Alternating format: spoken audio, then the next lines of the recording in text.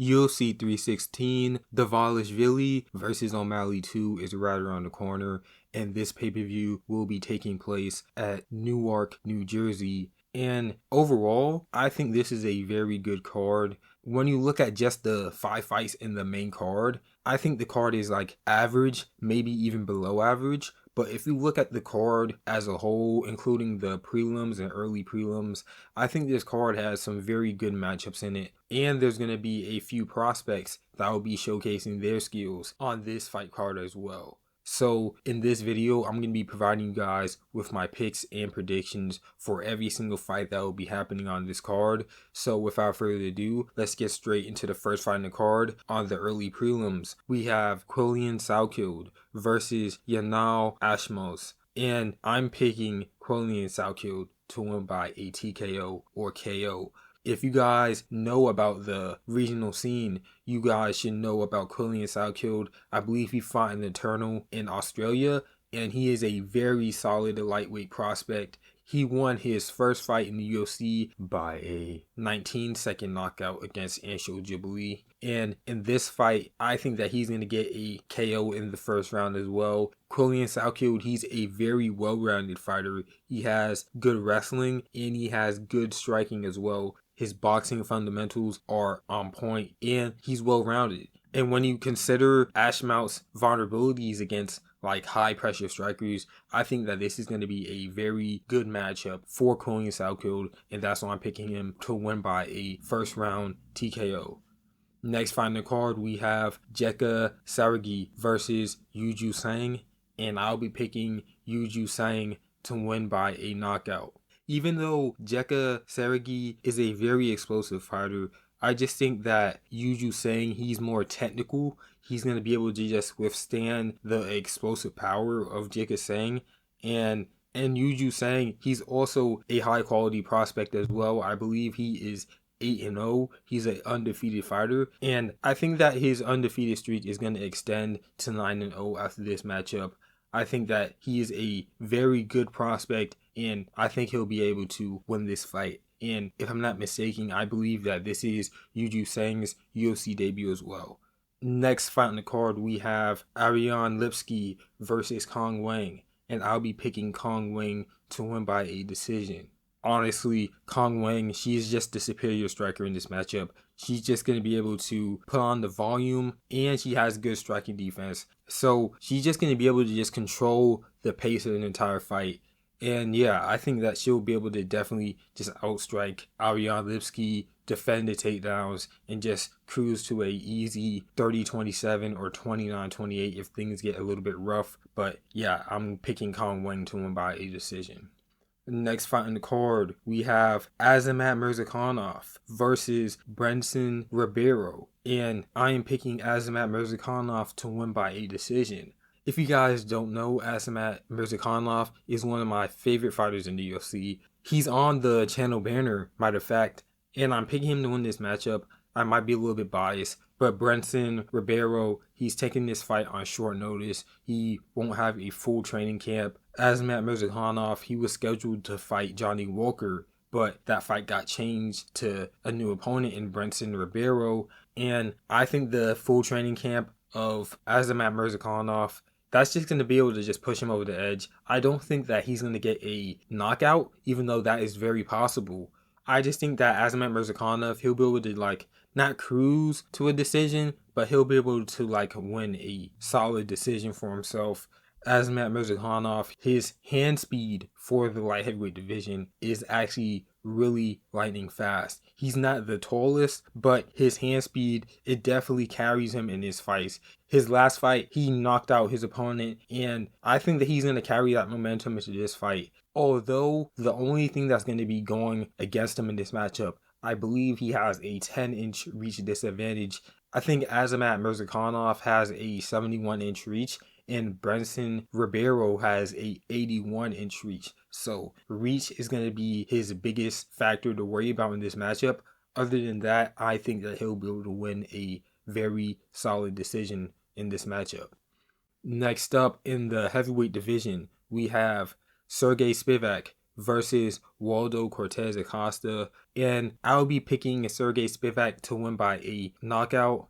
I think that he's going to be able to just take down Waldo, Cortez, Aosta, and I can see him winning by a ground and pound TKO. A lot of people are picking him to win by a submission. I think that could happen. That could definitely happen. Sergey Spivac, he submitted Marcin Tybura, and I think that was 2 fights ago for him. But I just think that a ground and pound TKO is probably the more likely way that this fight will be stopped. Sergey Spivac, he has very good grappling for the heavyweight division. He has that submission threat. He's able to take down his opponent. And I think that he'll do the same thing to Waldo, Cortez, Aosta and just finish him due to ground and pound strikes. Next up, we have Joshua Van versus Bruno Silva. And Joshua Van, he is also a prospect. I don't think you would consider him a prospect now, but he used to be a prospect in the flyweight division. And we've seen him blossom into a contender. I think he's like 2 more wins from like getting close to like a title shot. So in this matchup, I'm going to be picking Joshua Van to win by a decision. Bruno Silva, he's on a downtrend in his career. He lost that fight against Manel Cap. I believe that was his most recent performance in the octagon. He was sharp in that matchup, but Manel Cap, he definitely like broke him due to the speed advantage. And I think that Joshua Van, his striking is going to be far more superior. His boxing is going to be far more superior in this matchup. And I think he'll be able to win a decision. I can honestly see him winning by a TKO as well. I can see like a volume finish, but Joshua Van, he does lack that type of like power, that knockout power to like finish his opponents like that. So that's why I'm picking Joshua Van to win by a decision, but a TKO is very likely as well. Next up, opening up the main card, we have Kevin Holland versus Vicente Luque. And I'll be picking Kevin Holland to win by a TKO. The biggest thing going for Kevin Holland in this matchup is going to be that 81-inch reach. As you guys know, when Kevin Holland cuts down to welterweight, he's actually a pretty big dude for that division. When he's in middleweight, yeah, he just gets like totally just like crushed by grapplers. But in the welterweight division, that reach, that 81-inch reach is very unusual and hard to deal with for most welterweights. So I think that he'll be able to just knock out Vicente Luque on the feet. I can even see a ground and pound finish as well in this matchup because Kevin Holland, he does implement some grappling in his game. I think that Vicente Luque, he did like revive his career when he KO'd Themba Grimbo. But I think that Kevin Holland, he's going to be like the better fighter in this matchup. And I see him winning by a knockout. To be honest, I don't know why Kevin Holland is getting a ranked opponent after beating Gunnar Nelson. But this video is just about predictions, so I'm not even gonna like question how we got into this spot. So yeah, I'm gonna be going with Kevin Holland by a knockout. Next up, we have Mario Batista versus Patchy Mix. Obviously, Patchy Mix, we all know that he's making his UFC debut, and I have Patchy Mix to win by a submission. I think that Patchy Mix, his grappling is going to be on that next level. I think his debut is going to go really well for him. I think that Mario Batista is a very winnable matchup and a great matchup for a Bellator and PFL champion making their debut. We've been seeing a lot of like people from other promotions that are like really good, but they've been getting like title shots or like instant #1 contender fights like Kaya Sakura or Patricio Pitbull. They just been like making their debut into like basically like title shots, #1 contender fights. But I think that Mario Bautista, this is a very good spot to like test out the talent of Patchy Mix. And I think that he's going to pass this test with flying colors. So I'm picking Patchy Mix to win by a submission. Next fight on the card, we have Kelvin Gastelum versus Joe Pyther. And I'm picking Joe Pyther to win by a TKO. This fight was scheduled to be fought in the UFC's like Mexico card a few months ago. Unfortunately, I think Joe Pyther, he got sick and that matchup was canceled for that fight card, and now it's been rescheduled for UFC 316. And like I said, I'm picking Joe Pyther by TKO. Joe Pyther, he has the power. He's one of the hardest hitting middleweights on the roster. He did get fraud checked by Jack Hermanson, but I think that Joe Pyther, he is a very good middleweight. he definitely can be ranked. He's definitely ranked middleweight material. I just think that he just needs to like rebound from that Jack Hermanson loss, and then maybe after this win, he can find himself fighting for a spot in the rankings. But yeah, I'm picking Joe Pyther to win by TKO. He's going to have that huge frame advantage over Kelvin Gastelum. Joe Pyther is 6'2" with a 75-inch reach, and then Kelvin Gastelum is 5'9" with a 71-inch reach. And that size is going to be a huge factor for Joe Pyther, and I think that he's going to leverage that to knock out Kelvin Gastelum. But I would not be surprised if this fight goes to a decision, because Kelvin Gastelum, he is a very tough fighter. He's one of those fighters who are like way tougher than they actually look. And Kelvin Gastelum, he can definitely take some punishment. So I won't be surprised if Joe Pyther wins a decision, because Kelvin Gastelum, he like just survives all the damage. But I just see Joe Pyther winning this by a dominant decision or a knockout. Now for the co-main event, we have a women's fight in the bantamweight division between Juliana Pena versus Kayla Harrison. And I'll be picking Kayla Harrison to win by a TKO. I just think that Kayla Harrison, she's going to be absolutely like huge for the women's bantamweight division. And she's going to be extremely strong as well. She's going to have the strength advantage over Juliana Pena. And that's going to be crucial when she's trying to implement her judoka skills. She's going to be able to take down Juliana Pena, I believe. And I could see her winning by a ground and pound TKO. I don't think that she'll be able to like knock out Juliana Pena on the feet. So if this fight spends a substantial amount of time on the feet, I can see Juliana Pena like winning it a close decision.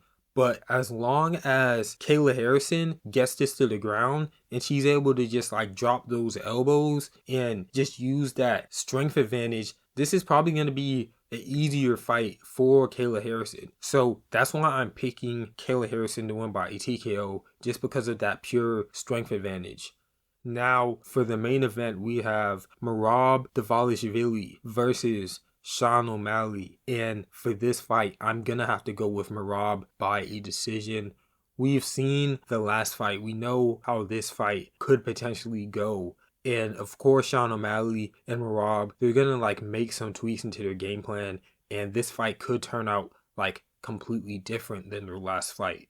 But I just think that after watching how Sean O'Malley like responds to the grappling and takedowns of Merab, I think that Merab, he's going to be able to just implement that. And if he takes that grappling, if he takes the takedowns to another level, I think that he can definitely like smudge O'Malley for like 5 rounds straight. In the first fight, he was a little bit more timid. He didn't like actually like go at O'Malley until like the 5th round. He was more like staying out of range, trying to stay safe, kind of like gauging the power and reach of Sean O'Malley. But I think that if Sean O'Malley, if he prepares for Merab to fight in that way, and if Merab comes in at UFC 316 and like fights how he normally fights like at a extremely high pace, I can see Merab like just smudging O'Malley for 5 rounds.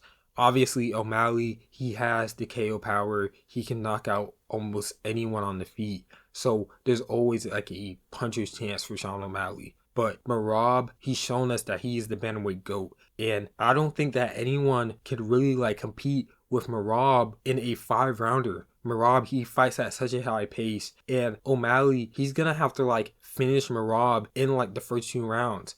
I don't see Sean O'Malley securing a knockout victory in like the 4th or 5th round. By that time, Merab, he's going to get all his gears turning, and he's going to be like operating on all cylinders by the time it hits the 4th or 5th. O'Malley's like only chance to win this fight is by like landing that knee when Merab is coming for a double leg, or to knock out Merab with like a huge like counter left. And I don't think that's a good event to like pick off of. It definitely could happen, but I'm not going to like bet on Sean O'Malley getting that perfect circumstance. So based on the last fight and based on the fighting styles, I'm picking Merab Dvalishvili to win by a decision.